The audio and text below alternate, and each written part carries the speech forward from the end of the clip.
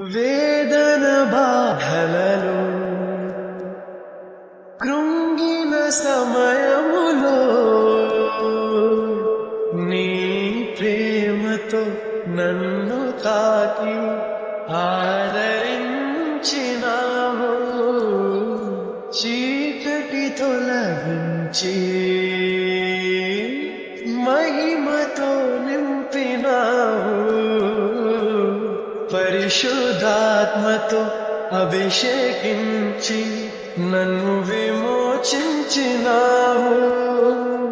నేస్తమా ప్రియ నేస్తమా మధురమై